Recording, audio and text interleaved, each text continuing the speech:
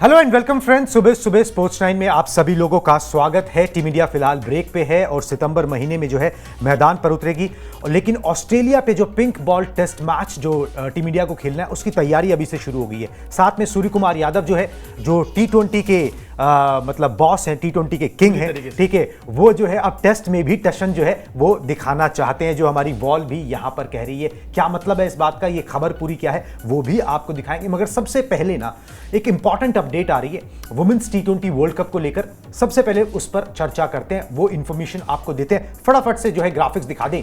Women T20 world cup को लेकर जो इसी साल होना है उसको लेकर एक इंपॉर्टेंट अपडेट है। बांग्लादेश से छिन सकती है T20 वर्ल्ड कप की मेजबानी। बांग्लादेश में होना है इसी साल महिला T20 वर्ल्ड कप 2024, ये स्लॉटेड है। बांग्लादेश में तख्ता पलट के बाद से हालात बेहद खराब है और अक्टूबर में होने वाले टूर्नामेंट पर जो है वो खतरे के बादल जो है मंडरा रहे हैं। आईसीसी जो है इस पर पूरी नजर बनाया हुआ है और आईसीसी ने बैकअप प्लान बना लिया है कि या तो इंडिया या फिर यूएई को जो है इसकी मेजबानी दी जा सकती है।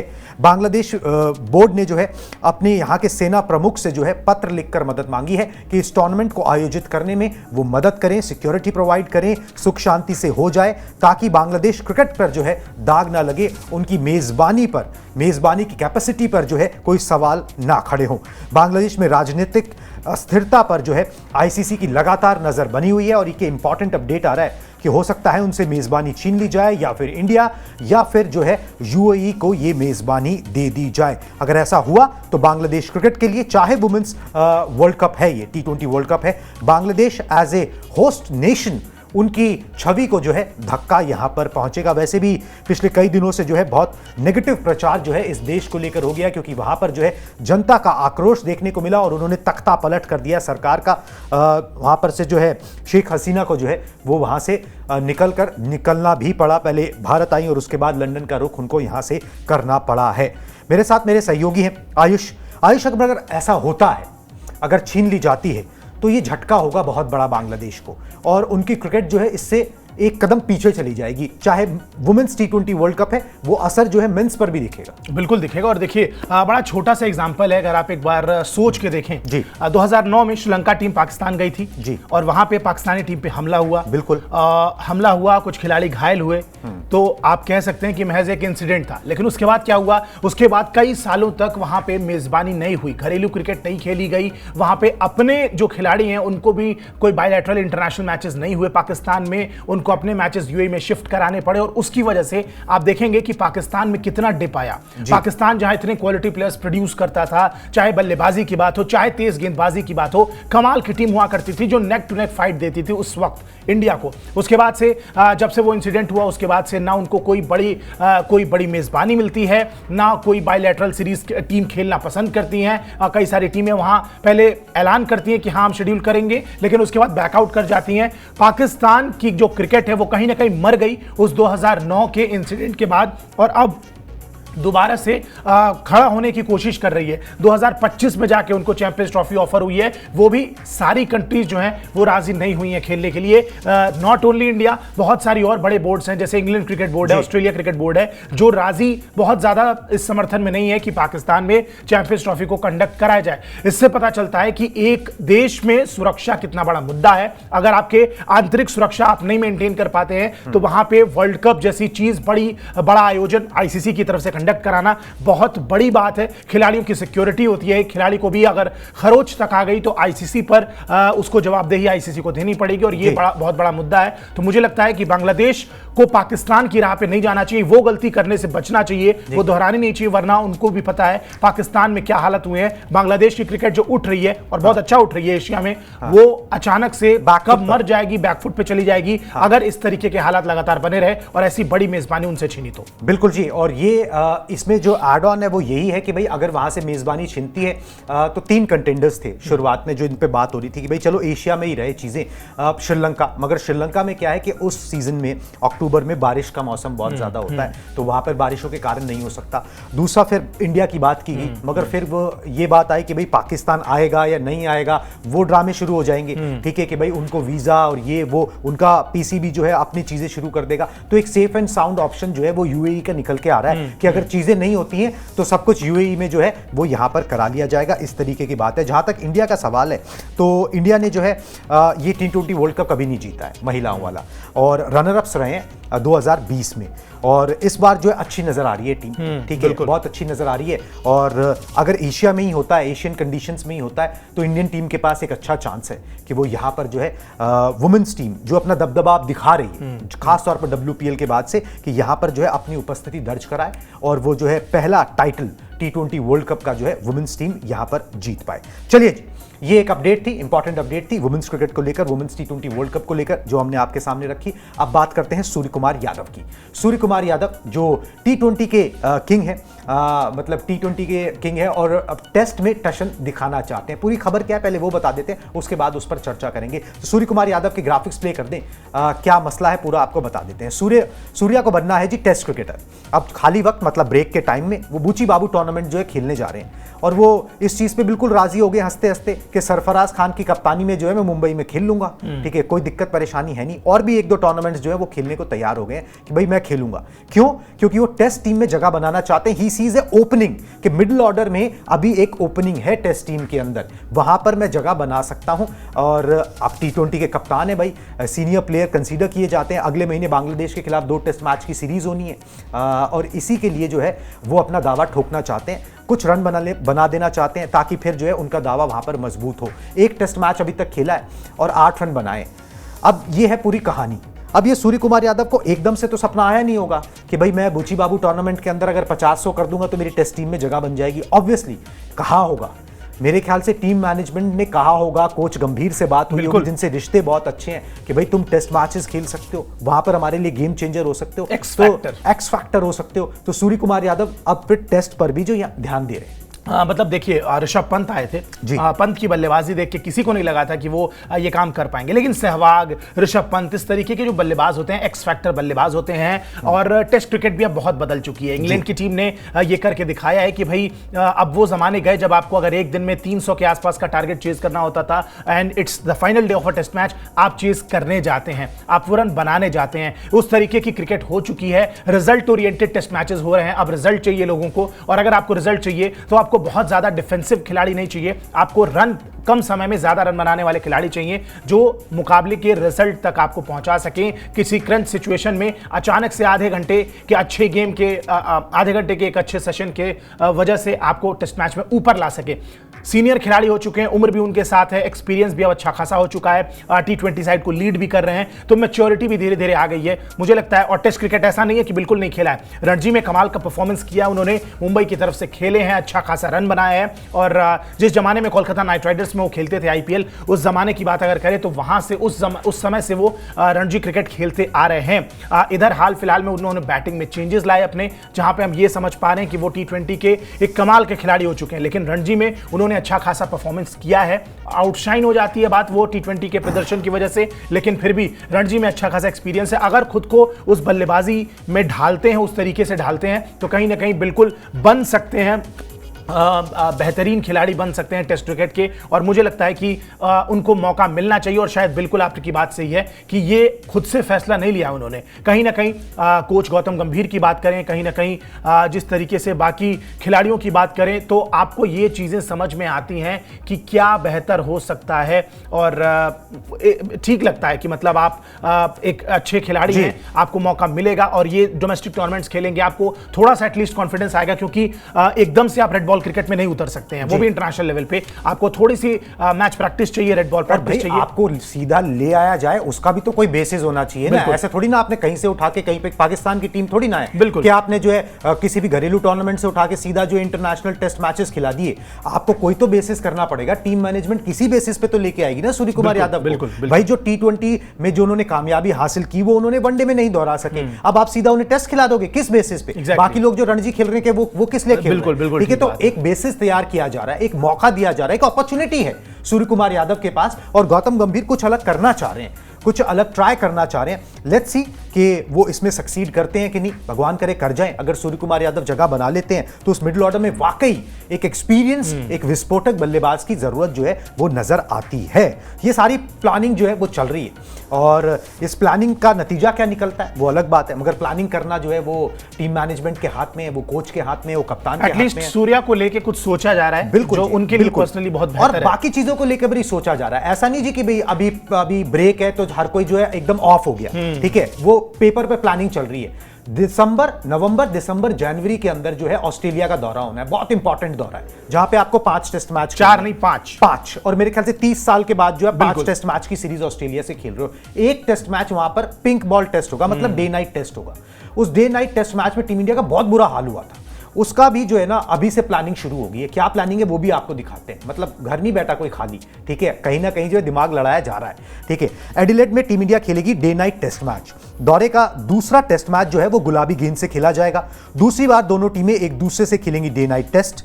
2020 में जो है एडिलेड में दोनों टीमों ने डे नाइट टेस्ट मैच खेला था, और इस टेस्ट मैच में क्यों ये टेस्ट मैच जो है वो यादगार है या एक तरीके से बड़ा इंपॉर्टेंट है, क्योंकि इस पे टीम इंडिया अपने लोवेस्ट स्कोर पे आउट हो गई थी। 36 रनों पर जो है टीम इंडिया सिमट गई थी और भारत ने वो मैच जो है वो गंवा दिया था। दोबारा से वो हाल ना हो इसके लिए जो है अभी से तैयारी के मोड में जो है वो कोच, कप्तान, टीम मैनेजमेंट कह लीजिए वो आ गए हैं। पहला स्टेप क्या लिया उन्होंने बोर्ड के साथ मिलके, आपको दिखाते हैं जी, प्रैक्टिस पॉइंटर दिखा दीजिए, बता देते हैं किस तरीके से दोबारा वो चीजें ना हो, वो हॉन्ट ना करें वो यादें। क्या किया गया कि डे नाइट टेस्ट से पहले टीम इंडिया ने एक प्रैक्टिस मैच का आयोजन कराया जी, और ये बीसीसीआई प्लस क्रिकेट ऑस्ट्रेलिया ने मिलकर जो है ये शेड्यूल बनाया। कैनबरा में टीम इंडिया जो है डे नाइट प्रैक्टिस मैच खेलेगी।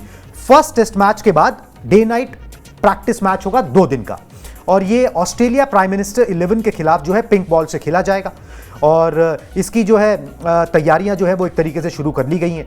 और ये भी बता दूं आपको कि ऑस्ट्रेलिया प्राइम मिनिस्टर 11 के खिलाफ टीम इंडिया 20 साल के बाद कोई प्रैक्टिस मैच खेल रही है। ऐसा नहीं है कि उस बीच में दौरे नहीं किए, दौरे किए, मगर प्राइम मिनिस्टर 11 के खिलाफ नहीं खेला। देखिए, आपस में खेल के, प्रैक्टिस करके, इंट्रा स्क्वाड मैच करके चीजें साफ नहीं होती, कई बार थोड़ी तस्वीर साफ होनी चाहिए, इसलिए जो है वो एक दूसरी टीम से खेला जाएगा ताकि आपकी एक बढ़िया प्रैक्टिस यहां पर हो सके। दूर की सोच है मगर अच्छी सोच है, प्लानिंग के साथ चलोगे, if you will aim to the stars, हो सकता है आप चांद तक पहुंच जाओ। देखिए, और बिल्कुल आप एक चीज समझिए कि आने वाले अगले एक सवा साल में एटलीस्ट इस WTC के साइकिल में टेस्ट मैचेस बहुत खेलने हैं भारतीय टीम को। या तो आप T20 खेल रहे हैं या टेस्ट मैचेस, और चैंपियंस ट्रॉफी के बाद आपका जो अगला टारगेट है वो WTC की टाइटल ही है। एग्जैक्टली, WTC की टाइटल ही है। और अगर आपको WTC जीतना है तो ये जो इंडिया और ऑस्ट्रेलिया का दौरा है, इस बायलैटरल को, इस टेस्ट सीरीज को आपको अपने नाम करना पड़ेगा बॉर्डर गावस्कर। एक अपने नाम, और दूसरा अगर आप ये जीतते हो या फिर जो भी सिचुएशन बनेगी, आपको इसके अंदर 2 मैच जीतने हो या 3 मैच जीतने हो,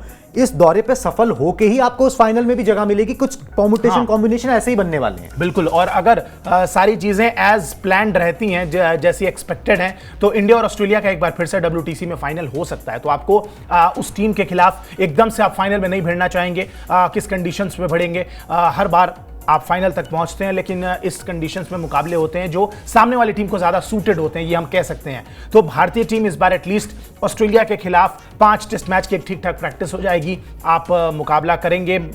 ये डे नाइट टेस्ट मैच के जो आपको हॉन्ट करती हैं चीजें, 36 रन पर ऑल आउट हो गई थी टीम। और यू नेवर नो ना कि डे नाइट टेस्ट मैच ही आपका फ्यूचर हो टेस्ट मैच का। एग्जैक्टली, बिल्कुल हो सकता है। टेस्ट मैच को बढ़ावा देने के लिए बहुत सारे कदम उठाए जा रहे हैं। क्राउड नहीं आते भाई, आप वीकडेज पे टेस्ट मैचेस होते हैं, 5 दिन चलता है, 2 दिन तो आप वीकेंड घुसा सकते हो उसके अंदर, सैटरडे संडे। तो आप ये कर सकते हो कि भाई अगर ये एक्सपेरिमेंट जो चल रहा है 2016 से, इसका रिस्पांस अगर ठीक ठाक है जो है, तो फिर हो सकता है कि दिस इज द फ्यूचर। बिल्कुल, और क्राउड ज्यादा आती है, रिजल्ट ओरिएंटेड टेस्ट मैचेस होते हैं, क्योंकि अभी तक आप देखिए 22 टेस्ट मैचेस हुए हैं शायद, नतीजे आए हैं, और नतीजे आए हैं। बिल्कुल, ये बात सबसे इंपॉर्टेंट है, क्योंकि टेस्ट मैचेस पहले क्यों बोरिंग कहे जाते थे, क्योंकि 5-5 दिन दोनों टीमें खेल जाती हैं, रिजल्ट नहीं आता था। मोस्टली 10 में से 7 मुकाबले ड्रॉ पे निकल रहे हैं, 1-2 में किसी को जीत मिलती है, एक मुकाबला कोई हार जाता है।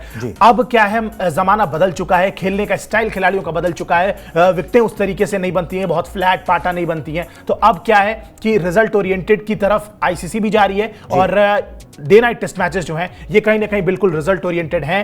22 टेस्ट मैचेस, छोटा सैंपल साइज है, लेकिन फिर भी 22 में रिजल्ट बहुत सारे आए हैं। तो इससे समझ में आता है कि भाई डे नाइट टेस्ट मैचेस बिल्कुल टेस्ट मैच का फ्यूचर है। बिल्कुल जी, और ये डे नाइट टेस्ट मैच में जो है ना, ये भारत का जो होने वाला है, मतलब ऑस्ट्रेलिया दौरे पर जो होगा, ये भारत का 5वां डे नाइट टेस्ट मैच होगा। ठीक है, अब डे नाइट टेस्ट मैच में किस तरीके से टीम इंडिया ने फेयर किया, क्या उनका रिजल्ट रहा, एक बार वो भी आपको बता देते हैं कि किस तरीके से टीम इंडिया को ये डे नाइट टेस्ट मैचेस रास आए हैं नहीं आए हैं। पहले चलिए स्केड्यूल दिखा दें। ऑस्ट्रेलिया दौरे का स्केड्यूल आ गया जी। 22 नवंबर से ऑस्ट्रेलिया दौरा शुरू होगा, 7 जनवरी तक जाएगा। 5 टेस्ट मैचेज हैं। दूसरा टेस्ट मैच जो एडिलेड में है वो डे नाइट टेस्ट मैच खेला जाएगा, और एडिलेड एक प्रेफर्ड वेन्यू है। क्रिकेट ऑस्ट्रेलिया जब डे नाइट टेस्ट मैच आयोजित करता है तो वो एडिलेड में करता है। जो अभी हाल फिलहाल में हुआ था वेस्ट इंडीज वर्सेस ऑस्ट्रेलिया का, वो भी मेरे ख्याल से एडिलेड में ही हुआ था। तो ये एडिलेड में जो है ना, मेरे ख्याल से 7 या 8 डे नाइट टेस्ट मैच अभी तक हो चुके हैं इस वेन्यू के ऊपर। चलिए जी आगे आते हैं। अब बताते हैं आपको कि इंडिया का क्या हाल रहा है डे नाइट टेस्ट मैचेस के अंदर। 2019 में टीम इंडिया ने पहली बार जो है पिंक बॉल टेस्ट मैच खेला। भारत ने अभी तक कुल 4 डे नाइट टेस्ट मैच खेले हैं। टीम इंडिया को 3 में कामयाबी मिली है, 1 में हार का सामना करना पड़ा है। ऑस्ट्रेलिया से एडिलेड में team India day night test match हार गई थी। इकलौती हार जो डे नाइट टेस्ट मैच में मिली वो ऑस्ट्रेलिया से ही मिली थी, वो एडिलेड में ही मिली थी।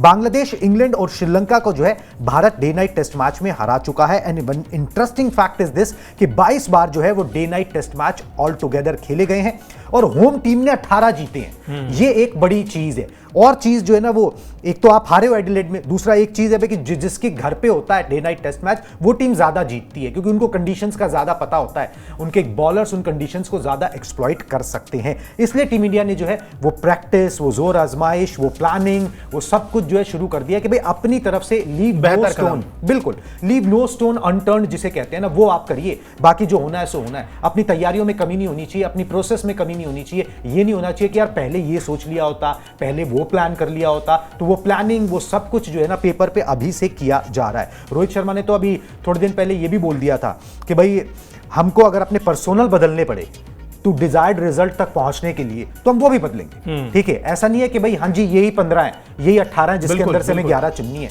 अगर रिजल्ट्स नहीं आएंगे उस तरीके के तो हम बदलेंगे। और शायद इसी वजह से कंसिडर किया जा रहा था सूर्य कुमार यादव को एग्जैक्टली कि भाई उनको भी प्रैक्टिस कराई जा रही है, उनसे भी आप अपने ऑप्शंस खोलिए ना, ऑप्शंस खोलिए। एग्जैक्टली, आप किसी 15 या 18 खिलाड़ियों में ही सीमित नहीं रहना चाहते हैं। किसी ने लिखा नहीं है। अगर सूर्य कुमार यादव वनडे में उस तरीके से नहीं चल पाए तो टेस्ट में भी नहीं चल पाएंगे। किसने लिखा है? देखिए, इस तरीके के असम्पशंस तो सहवाग को लेके भी थे, ऋषभ पंत को भी लेके थे। ऐसे बहुत सारे खिलाड़ी आए जिन्होंने टेस्ट क्रिकेट के परसेप्शन को बदला है। हैरी ब्रूक को आप देखते हैं आज टेस्ट क्रिकेट में कितने सक्सेसफुल है। इंग्लैंड के कितने खिलाड़ी हैं जो इस तरीके की परफॉर्मेंस करते हैं। तो कहीं ना कहीं सूर्य कुमार यादव एक खराब ऑप्शन नहीं है, उनको बस मैच प्रैक्टिस की जरूरत है। और अगर मैं कहता हूं एक्स फैक्टर साबित होते हैं आपके लिए, आपको अपने दम पे 2 मैचेस भी, 1 मैचेस भी जिता देते हैं तो आपका काम तो हो गया। अगर आप इतना ज्यादा इंस्पायर्ड हैं या दुनिया इतना ज्यादा मतलब कि ऑ में है ऑफ बेसबॉल, तो फिर बेसबॉल खेलनी है तो सूर्य कुमार यादव से बेहतर आपको कौन मिलेगा? ठीक है, तो फिर वो चीजें बातें हैं। चलिए, ये प्लानिंग जो है चलती रहनी चाहिए। मगर एक चीज और है कि भाई रोहित के लिए, कैप्टन रोहित के लिए और कोच गंभीर के लिए ये ऑस्ट्रेलिया का दौरा जो होगा बड़ा इंपॉर्टेंट होगा। और नए रोल में दोनों पहली बार जाएंगे। मतलब रोहित शर्मा पहली बार एज ए कैप्टन जा रहे हैं टेस्ट मैच में कप्तानी करने के लिए, और गौतम गंभीर पहले विदेशी दौरे पर जाएंगे जहां पे टेस्ट मैच खेले जाएंगे और वहां से बहुत कुछ निकल के आना है। दोनों के लिए बहुत बड़ा इम्तिहान ये साबित होने वाला है। ऑस्ट्रेलिया दौरे पर रोहित गंभीर का सबसे बड़ा टेस्ट होगा कोच और कैप्टन का। कोच के तौर पर गौतम गंभीर का पहला विदेशी टेस्ट दौरा होगा, जबकि पहली बार ऑस्ट्रेलिया में टेस्ट टीम की कप्तानी करेंगे रोहित, और प्रोबेबली शायद आखिरी बार भी हो सकता है। क्योंकि आप देखिए उसके बाद कब आपको ऑस्ट्रेलिया जाना होगा, तब तक आप टेस्ट मैचेस में लास्ट करते हो कि नहीं करते? नहीं करते, वो भी एक सवाल है। टीम इंडिया ने लगातार 4 बार जो है बॉर्डर गावस्कर ट्रॉफी जीती है, तो उस लेगेसी को जो है ना आप कंटिन्यू करना है कि आपने वो दबदबा बना लिया है कि भाई पहले इंडिया वर्सेस पाकिस्तान होता था, अब India versus Australia is the Pinnacle. उसके अंदर आपने लगातार 4 बार बॉर्डर गावस्कर ट्रॉफी जीती है। It's like winning Ashes. ठीक है, आपने 4 बार जीत ली है। ठीक है, 2018 और 2020 में तो ऑस्ट्रेलिया को घर पर मात दी है, बिल्कुल बैक टू बैक। तो इसको कंटिन्यू करना है।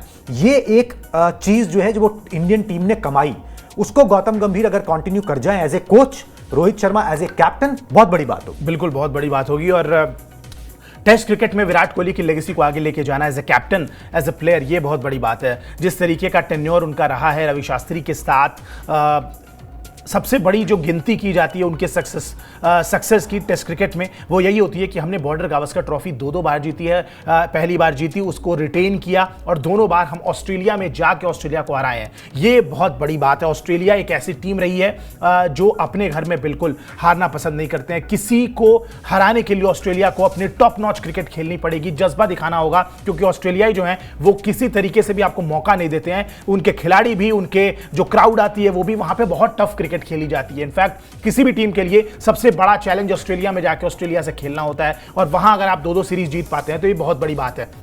रोहित शर्मा के लिए बड़ा इंपॉर्टेंट हो जाता है कि किस तरीके से अपने इस दौरे को यादगार बनाते हैं, और कहीं ना कहीं इस दौरे पे उनकी कप्तानी या और भी चीजें देख के, उनकी सक्सेस देखने के बाद शायद हो सकता है कि उनके फ्यूचर पे भी चीजें डिसाइड हो, उनके फ्यूचर की भी, कि टेस्ट क्रिकेट में उनका फ्यूचर क्या है, कितना और लंबा वो खेलेंगे। अगर ये सीरीज जीत जाते हैं तो शायद हो सकता है कि एक्सटेंड करें अपने टेस्ट करियर को, और अगर हो सकता है सीरीज उनके लिए बड़ी खराब जाए तो हो सकता है कि ना भी एक्सटेंड करें, एटलीस्ट एज ए कैप्टन ना करें। तो बहुत सारे दाव पेच हैं जो आपको समझने पड़ेंगे। इस सीरीज पे बहुत कुछ निर्भर करता है, WTC का फाइनल निर्भर करता है, इस साइकिल के बाद रोहित शर्मा कप्तान होंगे नहीं होंगे, ये सारी चीजें भी निर्भर करती हैं। तो रोहित शर्मा के लिए बहुत बड़ी बात, और गौतम गंभीर जो अपना कोचिंग करियर अभी शुरू ही कर रहे हैं, एक सीरीज उन्होंने निपटाई है एज इंडियन कोच। मुझे लगता है कि ये सीरीज उनके कोचिंग करियर की लैंडमार्क सीरीज साबित होने वाली है। बिल्कुल जी, लैंडमार्क सीरीज साबित होने वाली है, और इसके लिए प्लानिंग जो है ना वो गौतम गंभीर ने कर ली है कि भाई अपनी प्लानिंग जो है वो पूरी रखो, उसके बाद सिर्फ इंप्लीमेंटेशन का काम बचता है।